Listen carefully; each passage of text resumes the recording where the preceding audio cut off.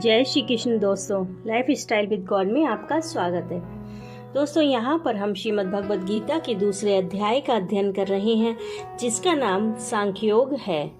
आज हम 45वें और 46वें श्लोक का अध्ययन करेंगे।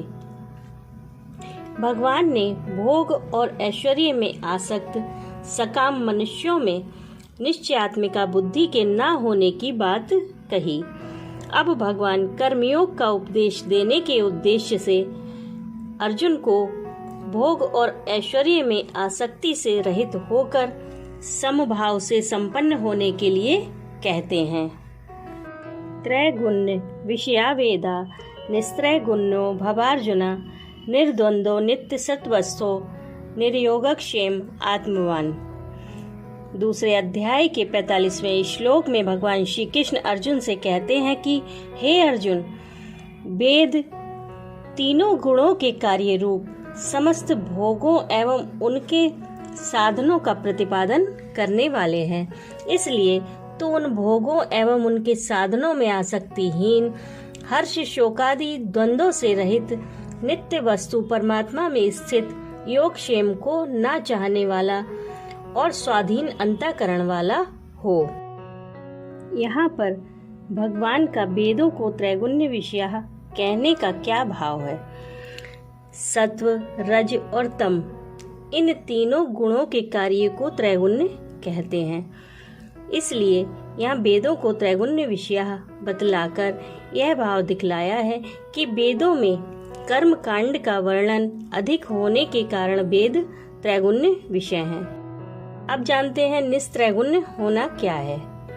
इन तीनों गुणों के कार्य रूप इस लोक और परलोक के समस्त भोगों में तथा उनके साधनभूत समस्त कर्मों में ममता, आसक्ति और कामना से सर्वथा रहित हो जाना ही निस्त्रैगुण्य होना है। यहाँ स्वरूप से समस्त कर्मों का त्याग कर देना निस्त्रैगुण्य होना नहीं है, क्योंकि स्वरूप से समस्त कर्मों का और समस्त विषयों का त्याग कोई भी मनुष्य नहीं कर सकता। यह शरीर भी तो तीनों गुणों का ही कार्य है, जिसका त्याग बनता ही नहीं। इसलिए यही समझना चाहिए कि शरीर में और उसके द्वारा किए जाने वाले कर्मों में और उनके फल रूप समस्त भोगों में अहंता, ममता, आसक्ति और कामना से रहित होना ही या निस्त्रैगुण्य होना अर्थात तीनों गुणों के कार्य से रहित होना है।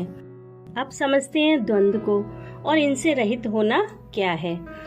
सुख दुख, लाभ हानि, कीर्ति अकीर्ति, मान अपमान और अनुकूल प्रतिकूल आदि परस्पर विरोधी युग्म पदार्थों का नाम द्वंद्व है, और इन सबके संयोग वियोग में सदा ही सम रहना, इनके द्वारा विचलित या मोहित न किया जाना अर्थात हर्ष शोक राग द्वेष आदि से रहित रहना ही इनसे रहित होना है।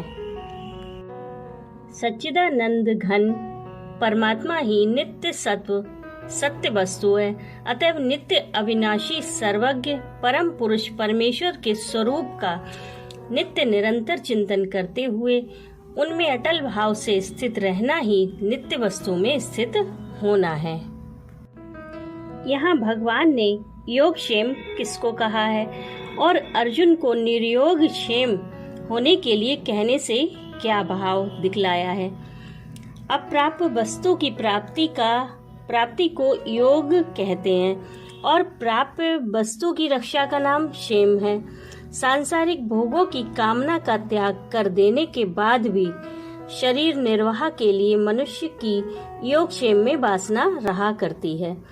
अतएव उस वासना का भी सर्वथा त्याग करने के लिए यहाँ अर्जुन को निर्योग क्षेम होने को कहा गया है। अभिप्राय यह है कि तुम ममता और आसक्ति से सर्वथा रहित हो जाओ, किसी भी वस्तु की प्राप्ति या रक्षा को चाहने वाले मत बनो। यहाँ पर भगवान ने अर्जुन को आत्मान होने के लिए कहकर यह भाव दिखलाया है कि मन, बुद्धि और इंद्रियां जब तक मनुष्य के वश में नहीं हो जाते, उसके अपने नहीं बन जाते, उसके शत्रु ही बने रहते हैं, तब तक वह आत्मवान नहीं है। अतएव जिसने अपने मन, बुद्धि और समस्त इंद्रियों को भली भांति वश में कर लिया है, उसको आत्मान यानी कि आत्मा वाला कहना चाहिए। जिसके मन बुद्धि और इंद्रियां वश में किए हुए नहीं है, उसको समत्व योग का प्राप्त होना अत्यंत कठिन है, और जिसके मन बुद्धि और इंद्रियां वश में हैं, वह साधन करने में सहज में ही समत्व योग को पा सकता है। इसलिए भगवान ने यहाँ अर्जुन को आत्मान होने के लिए कहा है। पूर्व श्लोक में अर्जुन को यह बात कही गई कि सब वेद तीनों गुणों के कार्य का प्रतिपादन करने वाले हैं, और तुम तीनों गुणों के कार्य रूप समस्त भोगों में और उनके साधनों में आसक्ति रहित हो जाओ।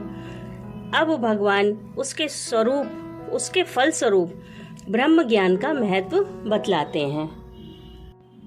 यावानर्थ उदपाने सर्वतः संप्लुतोदके तावान सर्वेषु वेदेषु ब्राह्मणस्य विजानतः।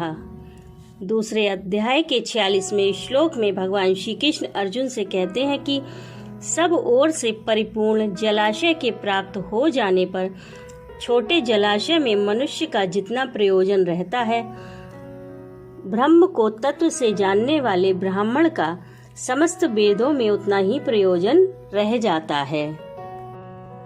इस श्लोक में जलाशय का उदाहरण देकर भगवान ने ज्ञानी महात्माओं की अत्यांतिक तृप्ति का वर्णन किया है।